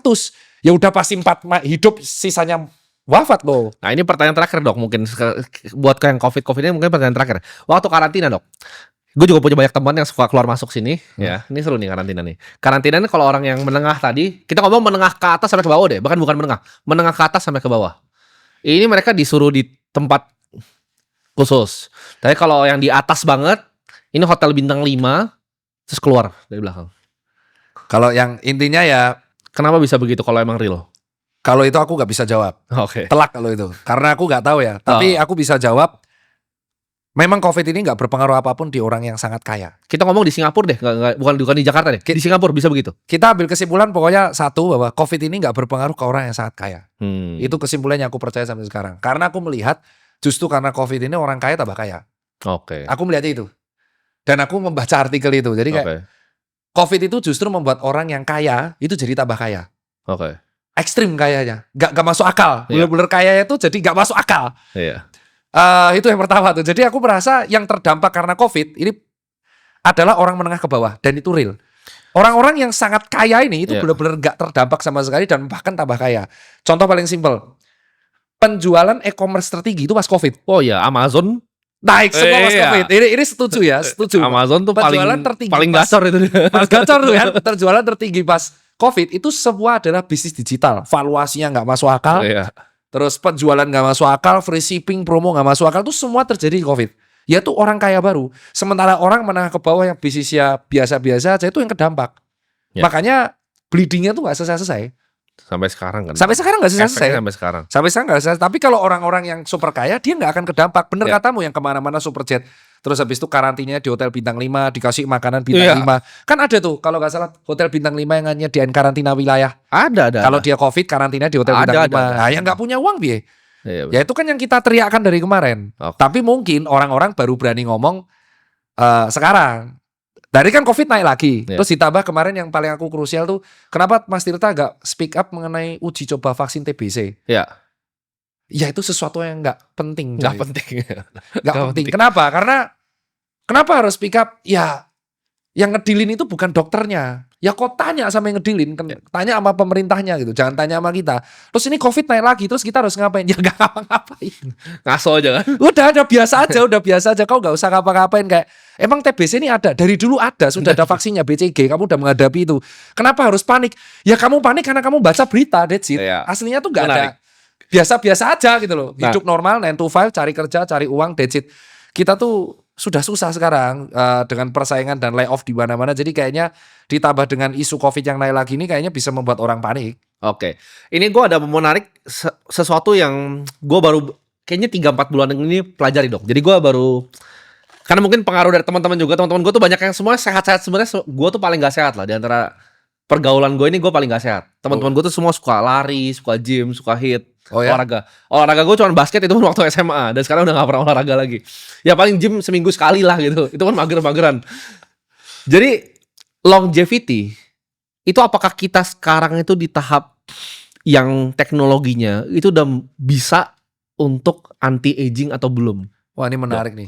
Karena penelitian-penelitian tuh ada alasan kenapa kok sekarang teknologi yang terbarukan di health itu penelitian mengenai stem cell. Bisa dijawab dan prediksimu benar. Jadi longevity di dalam usia ini akan menjadi sebuah isu terkini. Memang benar, memang betul. Dan akhirnya ada 2 pendapat di sini. Longevity yang pertama dia itu hidupnya dengan straight age. Aku bilang jadi ya menjauhi minum, Ya. terus dia hidup tanpa rokok, dia sangat clean eating, olahraga tiap hari. Yang kedua itu dia fokus ke penelitian stem cell. Stem cell ini kan sebenarnya penelitian dan anti-aging yang sudah dikembangkan di beberapa negara dan akan menjadi future dari health. Dan itu jawabanmu benar. Ya. Nah jawabanku adalah what if kalau kita bisa melakukan dua-duanya. Kalau di Oke. Indonesia untuk stem cell sendiri itu masih jarang ya. Ada beberapa klinik dan rumah sakit yang sudah ada, tapi tidak semasif Korea Selatan, Taiwan, Inggris, dan kawan-kawan yang Jepang. Jadi jawabannya itu benar. Kenapa kok orang olahraga? Karena ya endingnya adalah ini kembali lagi pas pandemi. Mereka tahu bahwa orang meninggal karena COVID rata-rata punya komorbid. Jadi Oke. mereka akhirnya ketakutan untuk komorbid ini kan. Ya. Jadinya mereka menjaga dengan healthy lifestyle. Ya. Gitu. Nah, Ivan aja lari kan, sampai mereka buat semua itu aktif saya banget. putih coffee. Iya, saya cuci kopi bikin buat Bukan lari. event lari lagi. Iya, itu adalah plot twist yang tidak aku menduga tiba-tiba buat event olahraga. Siawi. Karena gue juga bilang ke Ivan dan anak-anak, menurut gue tren kedepannya akan berubah, Dok. Jadi tren kedepannya itu bukan cuman minum tuh udah gak keren zaman sekarang. Yang keren tuh lari, naik sepeda, main pedal. Itu yang keren tuh itu. Jadi udah setuju. Udah mulai shifting. Nah ini pertanyaan gue, pernah dengar Brian Johnson nggak? Ya. Nah, Brian Johnson kan punya misi, dia orang yang sangat kaya tadinya, bikin startup udah exit, terus dia misinya nggak pernah mati kan? Betul. Jadi dia itu bikin yang namanya blueprint. Dari blueprint ini menurut dia yang pertama paling penting tuh tidur. Ya. Tidur, habis itu makan. Kalau gue nggak salah, habis nutrisi yang masuk tuh, jadi dia kontrol gini. Kalau makanan dia bukan apa yang dia pengen makan, tapi apa yang organnya sebenarnya pengen makan. Iya, betul. Dia tanyanya terbalik tuh. Karena menurut dia organ tuh ada umurnya. Iya, jadi kalau lu bisa atur umur organnya, itu lu bisa hidup, basically lu bisa delay agingnya. Jadi dia delay aging 0,67. Gak tahu kalau dia bener atau salah kan. Iya. Jadi basically dia jadi manusia yang paling banyak dites semuanya ini untuk longevity. Karena tikus sekarang udah bisa terbukti hidup lebih panjang sekarang. Iya. Tikus tuh udah bisa. Menurut lu mungkin gak manusia itu bisa perpanjang perlambat aging bisa seperti itu? Dengan teknologi sekarang ya. Karena aku melihat sendiri masalahnya. Jadi lu sendiri. Iya, ini melihat sendiri. Jadi karena gue lagi pengen, jadi penasaran nih, gue jadi penasaran. Akan ngomong di 3 hal ini. Pertanyaan menarik, aku gak pernah namanya, aku udah menduga akan muncul pertanyaan-pertanyaan aneh kayak gitu. Asu dia susah lagi jawab. Jadi itu jawaban benar banget sih Brian tuh. Jadi dia bilang kan kalau nggak salah yang terakhir tuh stres. Jadi jadi harus punya keluarga ya, dan teman-teman. Keluarga atau teman. Ya. Jadi dia bilang yang pertama tuh tidur. Betul. Tidur itu adalah saat si organ itu recovery. Ya. Makanya kan aku selalu bilang orang yang shift malam itu udah 1 langkah di belakang orang lain. Oh. Aku kan bilang gitu saat itu, bahwa orang yang shift malam, kerja di waktu malam, shift malam, itu kita udah 1 langkah di belakang orang yang bisa tidur saat malam. Karena ketika malam recovery organ kita itu maksimal. Jadi ibaratnya kalau recharge dia maksimal. Recovery saat siang tuh benar tapi nggak semaksimal malam. Dia bilang yang kedua, makan yang dibutuhkan oleh tubuh itu yang dikeluar-keluarin sama orang. Lu bisnis apa paling laku di Indonesia? Makanan manis kan? Pasti. Minuman manis kan? Yeah. Ya, itu racun kan? Itu memperpendek umur. Karena kita tuh sudah makan gula dari nasi, terus kau tambahin sama minuman manis. Tapi faktanya orang Indonesia, es teh jumbo sama kopi susu gula aren itu adalah 2 minuman yang paling laris di Indonesia. Tapi gue bingung, itu kopi susu gula aren tuh apa sih yang diminum itu? Gue jujur ya, kalau kopinya nggak americano gue nggak bisa. Kopi kasih gula. Iya, gue nggak bisa. Gulanya tuh double. Rasanya. Jadi gulanya dari susu laktos itu udah 8 gram sama gula tambahan. Bukan yang nggak enak kayak justru. Kopi kan harusnya rasanya bukan pakai gula. Orang Indonesia tuh suka manis. Oh. Makanya pas aku lihat industri apapun yang di Indonesia laku yang kaya tuh pasti es teh manis. Pantes Dok, gue tuh kadang ke kafe ya, yang biasa gue nggak datengin. Gue minta kan es americano, pakai gula Pak. Hah? Gue kayak, lu sekolah di mana barista lu pakai gula es americano? Karena memang akhirnya dia kenapa tanya kayak gitu? Karena orang Indonesia banyak tuh berarti yang begitu ya. Banyak banget. Oh, ini gue baru tahu nih. Gula itu bisnis gula sama garam. Jadi orang Indo tuh kalau nggak ada rasa mereka tuh nggak mau. Oke. Dan aku tuh confirm ke teman-teman yang kuliah di luar negeri. Mereka tuh makanan awalnya tuh hambar dan garam tuh suruh nambah sendiri aja. Dan bisa request. Nah, itu yang nomor 2 ya. Jadi terus yang nomor 3 itu bener banget dia bilang stres. Terus yang keempat tuh kalau bisa olahraga. Nah, tapi ada yang kelima nih. 5 tuh teknologi. Dan aku ngeliat, aduh ini ribet lagi ngomongnya. Aku gak bisa sebut namanya, tapi kalau off the record bisa. Ada seorang pengusaha klinik dermatologis ternama di Indonesia. Gede banget klinik ya, dan aku kenal. Dia itu kulitnya sangat muda coy. Oh. Umurnya udah mau kepala 6. Tapi kulitnya itu. Jadi dia berhasil anti-agingin kulitnya? Iya bro. Jadi ini benar, ini pengusaha kaya raya banget. Tapi silent ya, silent rich. Jadi dia ngusaha klinik dermatologis. Setiap kali aku meeting sama dia suami istri. Istrinya tuh kayak gadis umur 20 tahun Pak kulitnya. Padahal udah mau kepala 5. Sementara suaminya sehat banget kulitnya. Oke. Pas aku tanya, ini gimana coy tipsnya? Saya gak pernah olahraga Dok. Asu aku ditantang, dia juga dokter gitu. Ternyata aku gak pernah olahraga gitu. Nah jarang malahan. Kamu gak usah ngoyo-ngoyo, gak usah maksa-maksa, nanti mati loh. Lah Pak dokter gimana nih bisa halus gini kulitnya?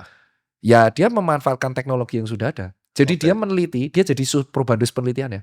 Iya, itu kayak Brian Johnson persis berarti. Persis kayak gitu. Nah, orang yang begini tuh udah mulai banyak. Jeff Bezos salah satunya. Nah ini di Indonesia banyak. Lah itu, dua itu, Oh. partnerku. Aku melihat sendiri di depan mata.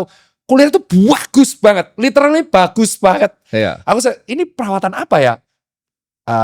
Ya ini dok. Lah, jadi dokter, ya aku. Aku jadi subjeknya. Iya. Dan ternyata bagus. Wah buset. Nah dari situ aku melihat diskus sama teman-temanku dermatologis, sama teman-teman dermatolog SPDV yang kritis. Iya. Kayaknya future kita besok health technology, Oke. longevity. Entah itu di Longevity, ya. kulit atau organ. Oke. Nah, ini kan kita mungkin bahas yang pertama dulu ya, tidur ya. Ha-ha. Tidur ini gue ada pertanyaan, Dok. Kalau Brian Johnson dia punya protokol, dia tidur jam 8.30, dia bangun tuh jam 5, jadi sekitar 8,5 jam dia selalu tidur perfect sleep selama setahun. Gue itu nggak bisa, Dok, tidur jam 8.30. Mungkin karena lifestyle juga, karena di Oliwing juga. Gue kan tidur tuh malam.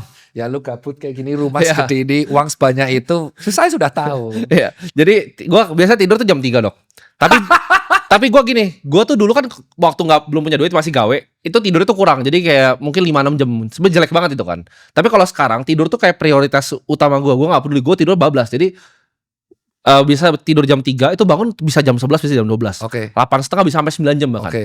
Nah, itu mendingan, itu lebih jelekkah begitu yang dari malam, dari subuh ke pagi, ke siang banget, atau mendingan gue mundurin kayak ke jam 10 buat ini? Oke, ini jawabannya ada. Jadi di zaman dulu kan kita menganggap penelitiannya itu ada bahwa tidur yang siang nggak bisa gantiin tidur yang malam. Ternyata penelitian terbaru kan teman-teman, dan itu yang nge-share teman-temanku dokter saraf juga.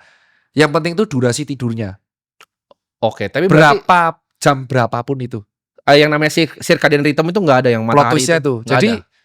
kalaupun kamu nggak bisa tidur malam, mungkin recovery-mu tidak akan maksimal. Tetapi kalau kamu tidurnya tetap dengan maksimal di jam yang lain, Iya. itu akan bisa membantu kerusakan sel. Oke, jadi masih oke juga Masih kalau oke. tidurnya lama tuh masih Iya, oke jadi juga. akhirnya kita merevisi edukasi kita dan namanya ilmu ya, bahwa yang penting sekarang bukan jam tidur ya, tapi durasi tidurnya. Tidur Oke. berkualitasnya. Let's say gini, kamu tidur bisanya 5 jam. Tapi dalam 5 jam itu kamu sangat berkualitas. Bener-bener tidur glek, terus bisa bangun. Itu akan lebih maksimal daripada kamu tidur 8 jam tapi bangun tidur. Kan ada orang gitu. Oh. Tidurnya 8 jam tapi 2 jam sekali bangun. Terus tidur lagi bangun. Nah itu justru lebih maksimal yang dia 5 jam. Daripada yang dia 8 jam tapi tiap 2 jam tuh siklus bangun. Oke. Berarti dia nggak bisa masuk deep sleep. Ternyata yang penting itu durasi dan kualitas tidur. Bukan jam tidurnya, Oke. bukan jam berapa, bukan lama tidurnya. Nah orang tahu dulu kan taunya tidur harus malam dan lama. Enggak, bukan lama, tapi kualitas tidur dan durasi tidurnya. Itu yang Oke. aku agak beda sama Brian. Karena dia kan bilang harus saklek di jam 8, bangun jam 5, 8 Iya. jam. Kalau di kita tuh malah penelitiannya durasi tidurnya asal maksimal, mau tuh 3 jam, 5 jam, dan itu jam berapapun, asal kau tidur maksimal dan tidur itu aman. Oke, asal tidur dan aman. Nah, Yang nggak bahaya tuh misalkan 24 jam kamu nggak tidur, Iya. terus kerja lagi. Oh itu habis tuh. Oke. Kita mungkin ke yang makanan ya, karena ini juga sesuatu yang lagi gue coba benahin nih. Karena gue makan tuh gue tidur dulu hancur, makan hancur, gue semuanya hancur lah. Kesehatan gue hancur. Kalau gue nggak mungkin bisa ikutin Brian Johnson, itu kan ekstrim, itu ekstrim case. Gue nggak mungkin. Gue makan makanan dia pasti muntah gitu. Makanan itu kayak gimana sih yang paling efisien? Kan ada yang ngomong carnivore, ada yang paleo. Semua ya. Ada paleo tuh yang makanan 1000 tahun lalu, jadi kayak kalau jus jeruk tuh nggak boleh diminum. Yang perlu diolah pakai teknologi modern tuh nggak bisa. Jadi makanan yang harusnya busuk sebenarnya. Oke. Makanan fresh. Diet apa sih yang harusnya dilakuin sama manusia buat efisien? Kita tuh omnivora itu dulu. Dah, Oke. kita tuh basicnya omnivora, terlihat dari gigi. Jadi kalau carnivore diet itu bisa bahaya? Enggak, bisa bahaya bisa enggak, tergantung genetiknya. Nah ini kadang orang tuh nggak tahu bahwa kita tuh punya genetik. Dan genetik orang sekarang tuh, ini aku harus tahu ya. Aku harus ngomong bahwa penyakit zaman sekarang itu terkait banget sama genetik. Dan aku tuh nggak bisa mencegah itu. Rata-rata orang yang memiliki bapak ibu serangan jantung, itu dia juga akan kena di masa akan tua. Oke. Sama ya. Nah pola makan yang habitnya benar bagiku adalah karena basicnya manusia tuh omnivora. Dan kita nggak bisa membantah itu. Basicnya itu tuh omnivora. Kita bukan herbivora, kita bukan karnivora, kita omnivora. Iya. Jadi kita mau makan plant itu bisa, kita makan karnivor itu bisa. Sisanya Oke. tergantung habitnya. Yang salah adalah kalau kita makan ultra processed food, that's it. Oke. Iya. Itu dulu yang dihindari, itu dulu. Junk food juga jangan. Iya. Boleh, ultra processed food tuh ada orang yang, wah dok saya nggak bisa kalau nggak makan itu. Boleh, tapi bukan tiap hari. Oke. Kayak cheating days lah. Kayak wah aku pengen banget nih makan mie instan atau kita makan banget nugget itu it's okay. Iya. Itu yang pertama. Kita basic omnivora. Jadi kamu mau makan vegetarian, kamu mau makan carnivore itu sebenarnya nggak ada yang salah. Iya. Karena kita basic omnivora. Jadi kita bisa makan plant based atau hewani based. Itu yang pertama. Yang kedua adalah minimalisir ultra processed food. Ini yang sebenarnya membahayakan Amerika Serikat. Iya. Sangat bahaya di sana tuh. Obesitas Karena malah di sana iya, semua. karena mereka tuh di sana habitnya pagi burger, siang fast food, sore Iya. nugget, dah gitu terus tiap hari. Iya. Yang nomor 3 itu kontrol gula sama garam. Oke. Gula dan garam ini yang memperberat kerja ginjal berlebihan. Kalau kamu memang mau minum gula banyak, kamu harus adil. Oke, aku minum gula banyak, aku minum teh manis, aku minum minuman elektrolit instan yang gulanya banyak. Ya udah berarti kamu harus treadmill 30 menit. Oh, harus adil. Harus konsisten. Kalau kamu nggak siap untuk konsisten, wah aku nggak siap ya, harus lari atau nge-gym tiap hari 30 menit. Ya kamu jangan makan gula banyak. Oke. Ini mungkin gue ada pertanyaan yang ke racun dulu ya. Jadi Brian Johnson sebelum tidur, sebelum makan tuh racun terus dihilangin dulu. Racun tuh kan kayak rokok, alkohol, Ya, ya. gula tuh masuk racun tuh. Bagi dia ya. Junk food, ultra processed food tuh racun tuh. Ya.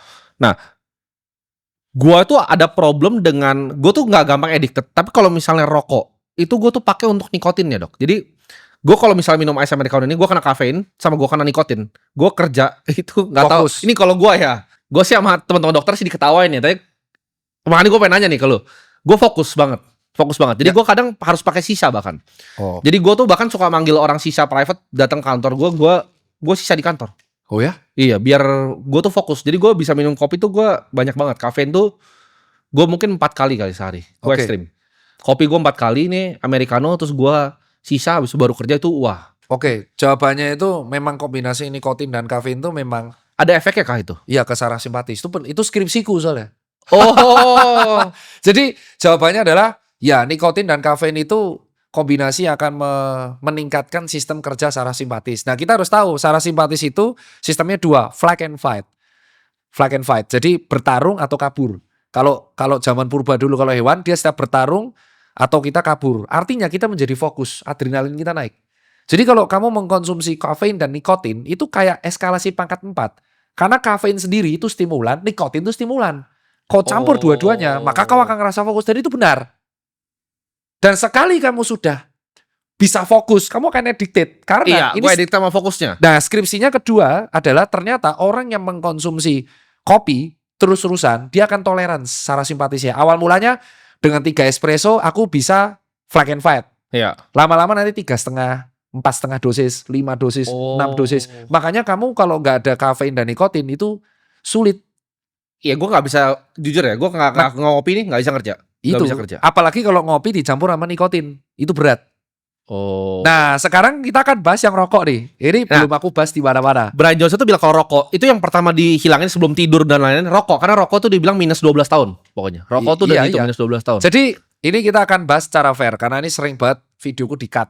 Iya. Aku nggak ada kesempatan untuk jelasin panjang. Rata-rata tuh Hosea tanya gini, menurut Anda lebih efektif mana? Tidak merokok tapi jarang olahraga atau olahraga tapi merokok? Ngeselin kan? Oh iya. Nah ini pertanyaan. Kurang pinter soalnya. Iya. Ini kalau ngomong sengak banget ya. Asu. jadi ada 3 nih. Pertanyaannya adalah, kalau saya mau berhenti rokok, Iya. saya harus gimana? Rokok, vape, atau e-cigarette? Iya. Ini jawabnya agak dangerous ya. Tapi aku minta moga-moga teman-teman bisa mengerti ini semua dokter.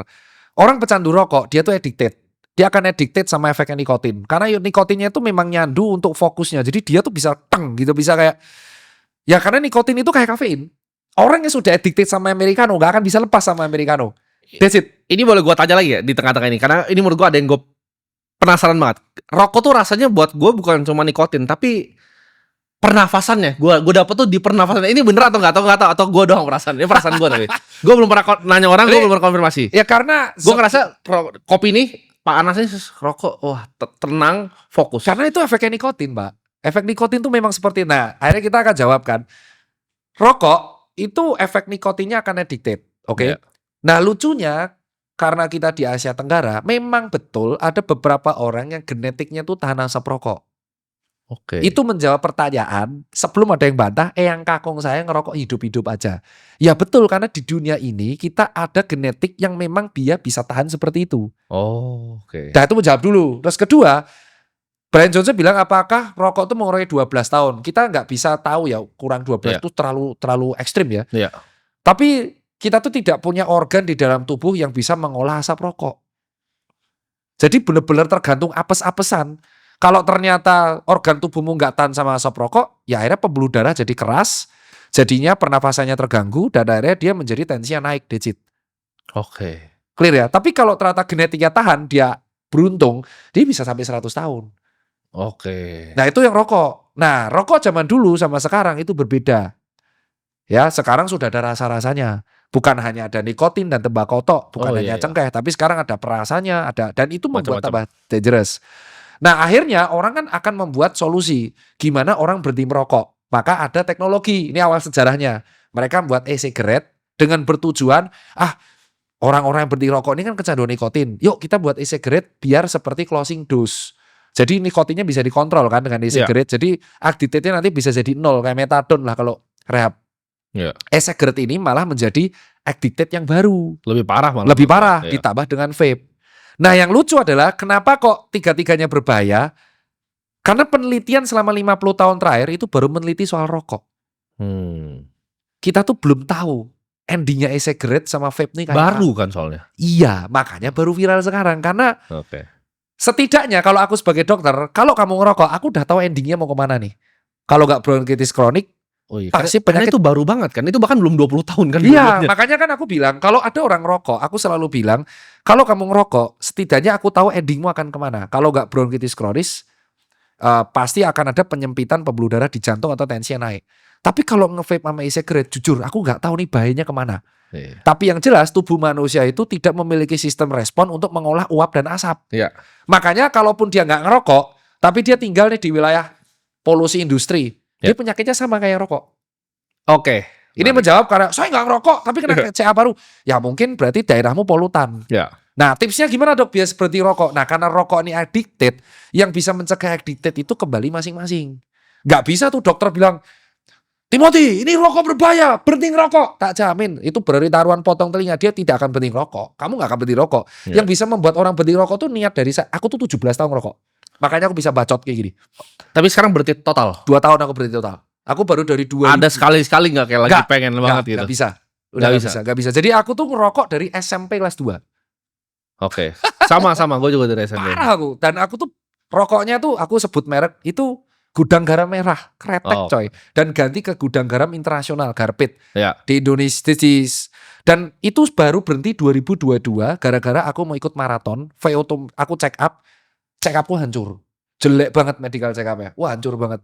Dan aku di situ bingung. Padahal aku udah lari, aku udah sepeda kok medical check up-ku hancur. Akhirnya aku stop rokok dan tersisa sampai sekarang. Jadi aku tuh kalau lari di atas 15 kilo, heart rate-ku tiba-tiba naik. Gak bisa kayak orang-orang Oke. normal. Nah itu yang membuat akhirnya efek rokoknya ketinggalan. Tapi aku bisa berhenti karena niat itu. Wah medical check up-ku hancur.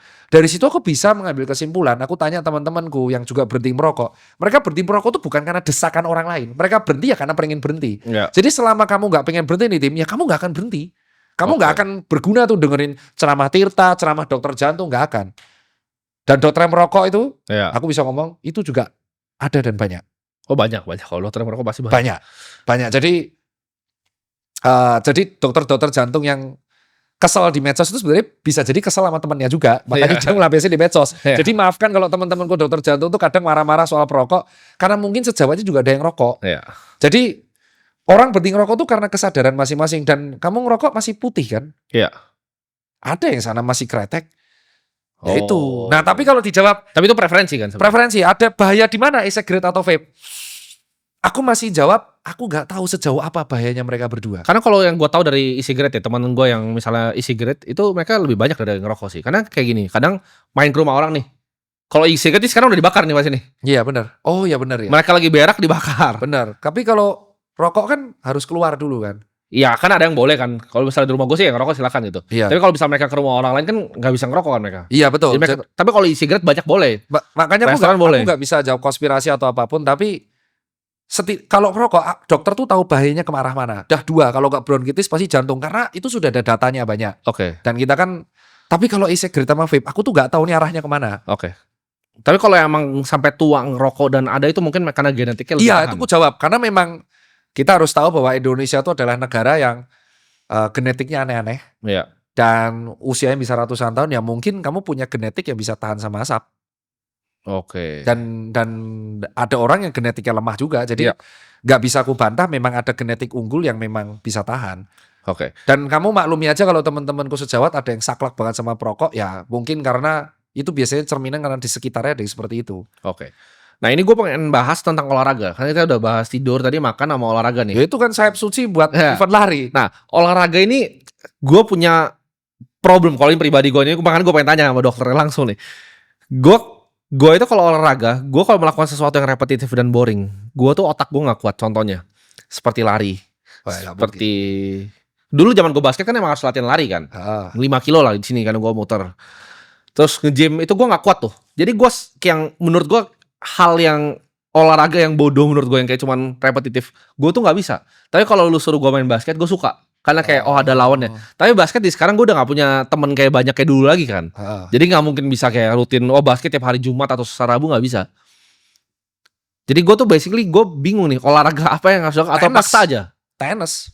Oh itu raket gue kurang suka juga tuh raket.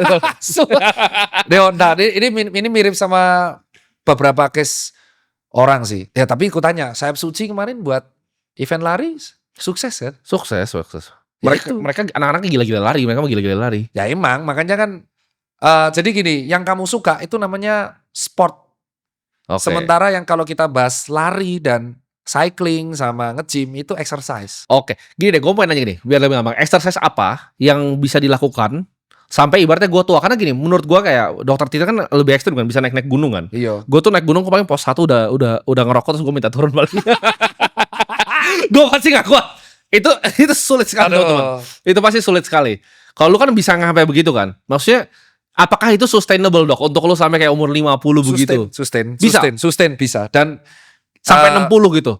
Misal lu mau tetap exercise sampai 60? Iya. Masih tetap naik gunung kah? Masih. Lutut masih kuat kah semua? Masih. Bisa itu? Masih bisa. Karena gini Tim, kamu kan aku memaklumi kamu nggak suka sport. Karena aku akan bicara fakta, di usiamu dulu aku lagi suka cari uang. Iya. Dan aku tuh benci melakukan hal produktif, bener. Jadi aku cuma nge-gym tuh dulu member 2 bulan, 3 bulan dan selesai. Menurutku kenapa kamu lagi bosen? Ya karena kamu belum fasenya untuk merasakan hal itu. Semua yang seumuran lu bilangnya gitu. Lu tunggu aja lu. Ya, tapi susah. Tapi kalau kamu pengen mencoba hal yang asik buat dirimu, aku justru menyarankan hal paling unik. Kamu tuh menurutku yang cocok sama kamu tuh yoga, bro. Yoga. Jadi gini, ini mungkin kamu akan ketawain ya. Gak pilates sekalian. Gak, yoga. Jadi ini aku justru pengen menyarankan ini. Kamu tuh hidupnya penuh dengan, menurutku dengan ambisi, ego dan target. Yang mana itu sangat wajar banget. Dan aku akan melihat videomu itu, wah emang ini cocok buat membangun motivasi anak muda. Cuman kamu tuh butuh 1 sesi di dalam 1 hari itu untuk clean tanpa apapun. Dan yoga itu adalah salah satu olahraga yang kelihatannya orang ringan, tapi itu berat banget. Berat banget. Dan itu gerakannya banyak banget. Dan kamu bisa melakukan itu di mana aja, karena kamu punya privilege uang, kamu tinggal ngundang instruktur, datang ke sini, beres. Dan kamu akan tanya, yoga itu bisa kemana-mana. Nyambung ke calisthenics bisa, nyambung ke gym bisa. Tapi kalau kamu yoga itu kayaknya kamu akan hidup lebih damai. Kalau kamu bisa yoga, yaitu diam diri olahraga seperti itu, kamu akan bisa olahraga apapun.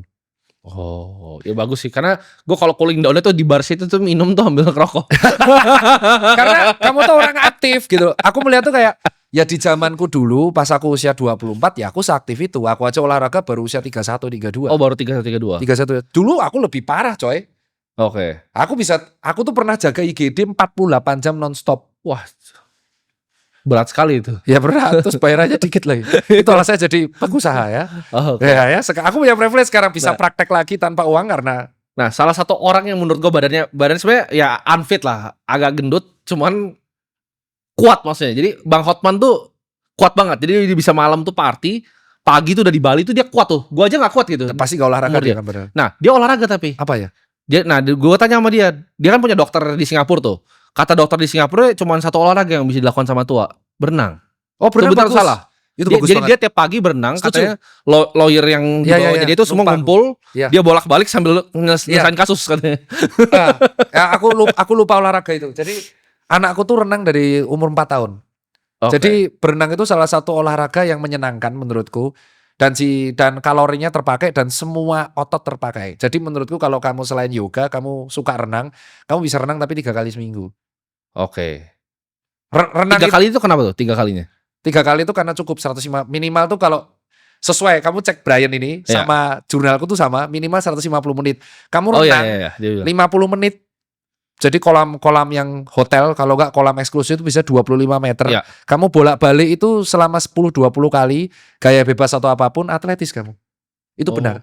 Karena berenang itu melatih semua otot dan kenapa kok lebih aman? Jadi banyak orang kayak contoh low back pain, saraf kejepit, Iya. nyeri lutut itu disuruh berenang karena bebannya ditanggung sama air. Jadi resiko cedera lututnya minimal, resiko cedera tulang belakang minimal, tapi semua otot kepakai. Itu betul, berenang. Berarti kalau lari ada resiko cedera kan? Lutut, Oke. nge-gym low back pain. Iya. Berenang tuh resikonya tenggelam. Gym itu bukannya banyak ya bisa lower back pain karena temen gue ada yang suka Betul, nge-gym kan. low back pain. Dia bisa bilang kalau salah juga gerakan ini bisa sakit. Iya, cervical, shoulder itu semua. Jadi rata-rata di basic tulang belakang Oh, semua. karena gerakannya banyak yang press kan? Iya, betul. Sementara kalau renang itu memang semua otot terpakai dan memang resikonya cuma tenggelam.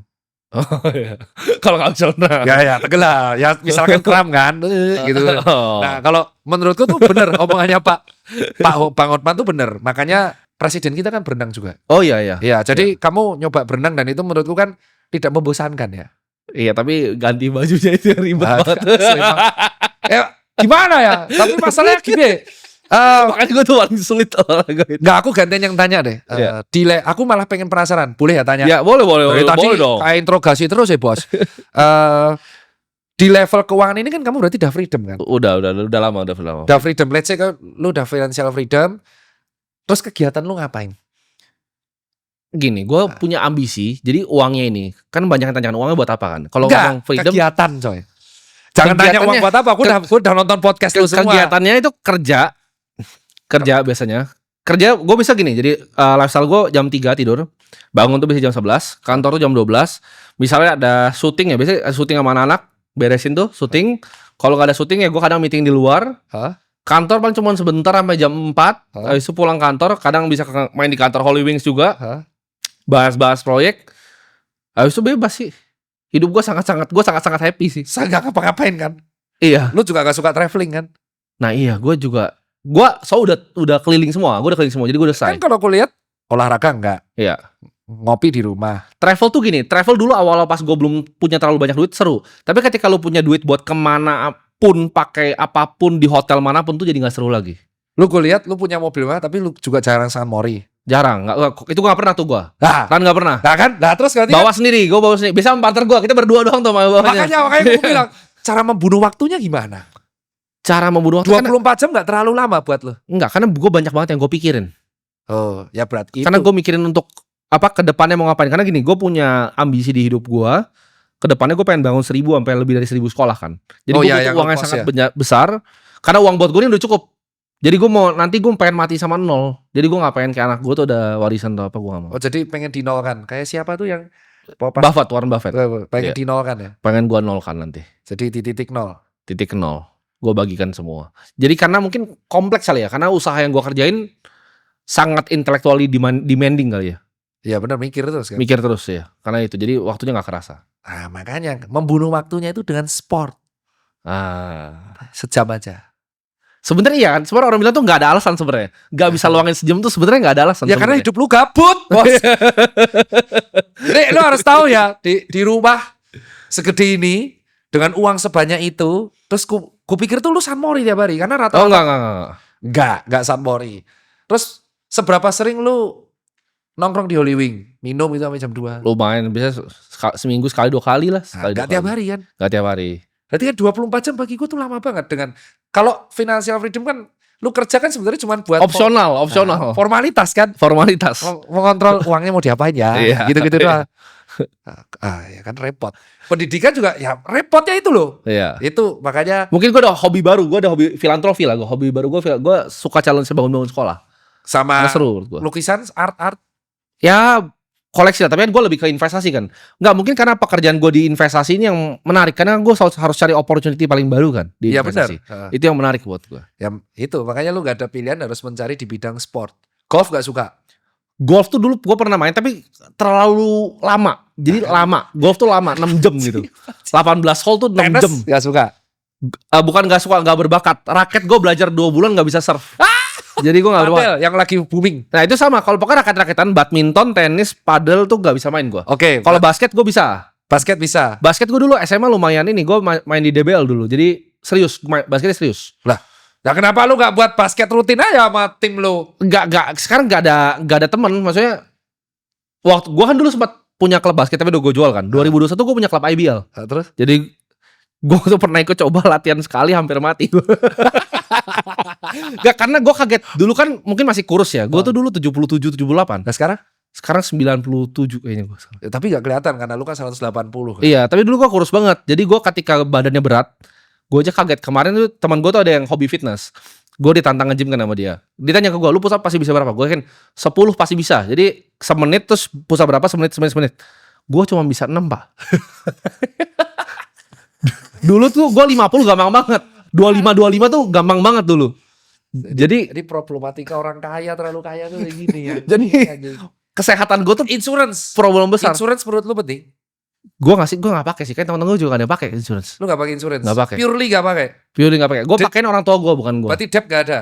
0. Debt 0, insurance gak ada, hidup gabut. Ya solusinya cuma renang bos. Gak maksud kalau Tapi gue pengen olahraga karena gini, pas traveling gue mengalami ya kesulitan lah. apa? Kadang kan gue suka jalan kaki kan. Oh ngos-ngosan. Iya. Gue nggak usah naik gunung deh. Waktu itu gue ke Labuan Bajo. Itu tuh ada yang cuma 800 tangga itu. Gue tuh nyampe yang pos 5 itu cuma 800 tangga, itu kan nggak ada apa-apa dibanding gunung kan.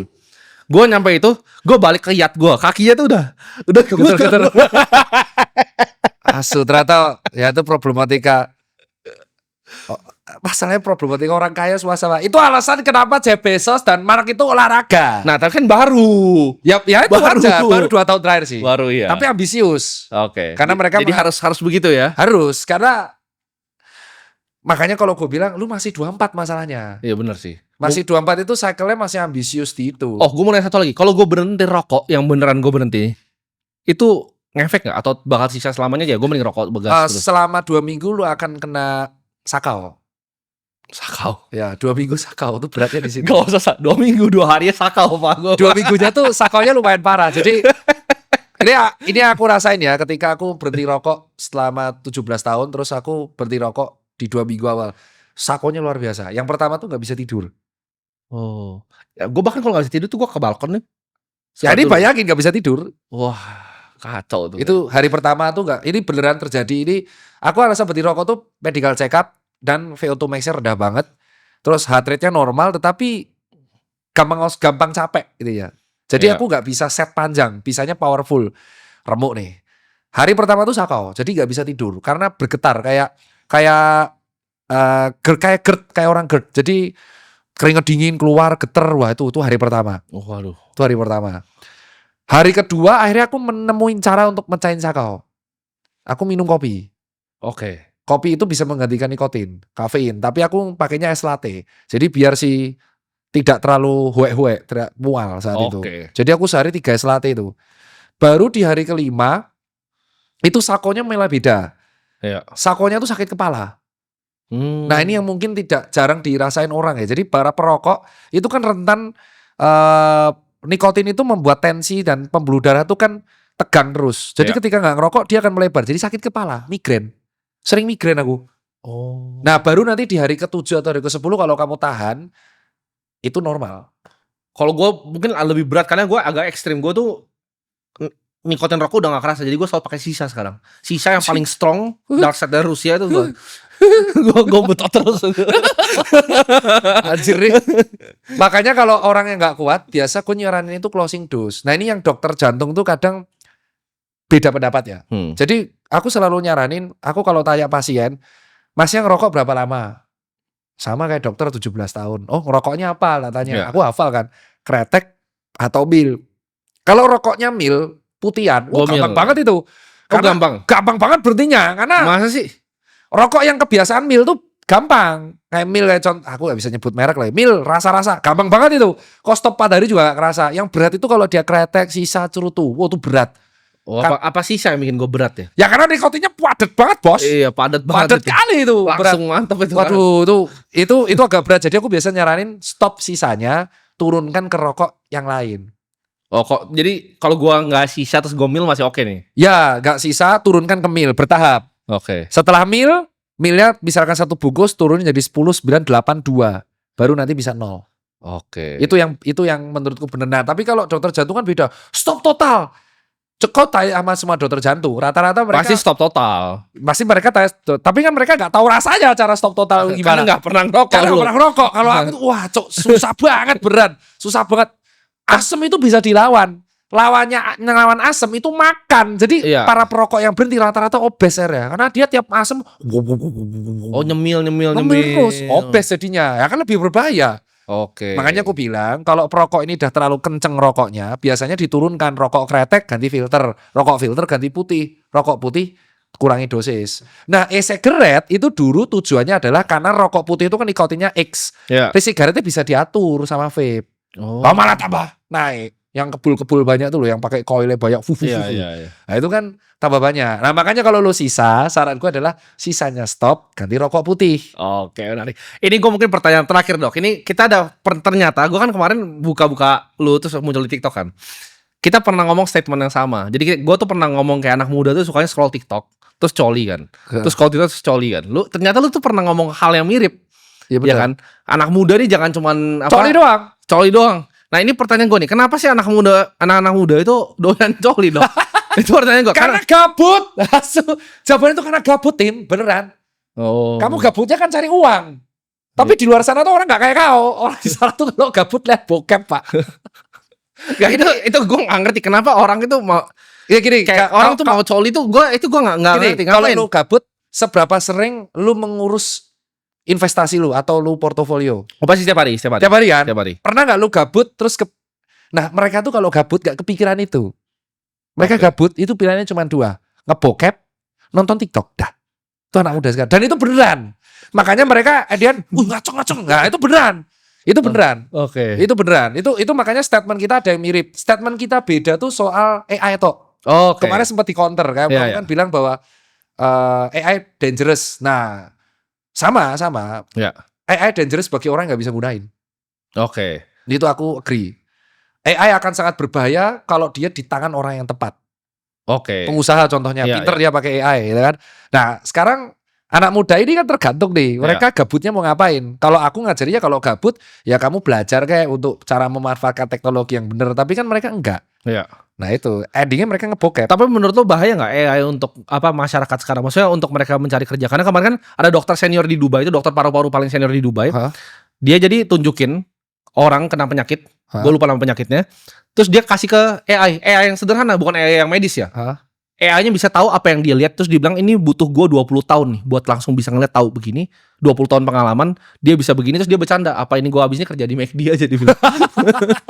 Nah, itu bahaya nggak? Kalau medis aja bahkan udah nyampe sono tuh. Ini menarik ya. Jadi AI itu akan sangat bahaya bagi orang yang kerjanya repetitif, nggak punya skill. Jadi kayak contoh penjaga tiket, admin. Oh, itu udah pasti hilang. Udah pasti hilang. Terus sekarang udah mulai ke ilustrator. Oh ya. Udah mulai. Jadi Edian Data adalah entry gitu. ya, lu nggak punya pilihan lain selain mempelajari cara menggunakannya. Oke. Kalau enggak, lu akan digantikan sama dia. Iya. Itu aku setuju. Makanya kalau lu nggak bisa tidak mau mempelajari dan nggak mau upgrade, lu kelar lu pasti. Lu pasti kelar. Dan itu benar berbahaya. Jadi kayak contoh kita seneng nih, aku udah lulus kuliah nih, terus kita akan dapat pattern kerja. Lu bisa digantiin lu karena AI itu kan dapat data banyak kan. Kita Iya. tanya, dia melihat, terus dia berkesimpulan. Ya lama-lama dia lebih pintar dari kita kalau kita nggak belajar juga. Iya. Nah masalahnya kan anak muda yang gabut ini mau ngapain? Tadi coli kan. Nah itu makanya kan ya gimana ya, aku melihat itu pas pengusaha, teman-temanku yang pengusaha ini sekarang mereka menggunakan tim terkenal namanya tim efisien. Gue nggak ngerti, lu pernah edukasi kayaknya pernah. Jadi sekarang tuh pengusaha menggunakan tim efisien, timnya tuh cuma 5 apa 6, Oh iya. tapi toolsnya baik banget AI-nya. Iya, iya. Dan mereka tuh sudah mulai lay off beberapa orang. Ya ini bisa digantiin. Akhirnya mereka membuat sendiri. Nah buat anak muda tuh ngerasanya kayak, oh aku udah S1 nih, udah selesai. Oh. Terus mereka gabut. Nah, kenapa mereka sering coli? Karena gabut. Karena gabut, Tim. Karena yang cari uang ngoyo tuh umur 24 ya. Kamu cari uang dari umur berapa? 19 kan? 15. Asu. 15 gue jualan dari Kaskus tuh gue.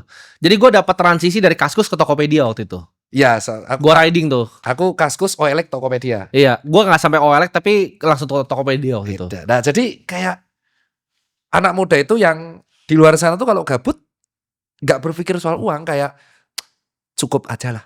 Tapi itu apa jeleknya? Oke, untuk anak muda yang suka coli itu jeleknya apa tuh? Ya dia nggak bisa konsentrasi. Oke. Itu fatal. Jadi kalau mau konsentrasi harus coli dulu. Hah?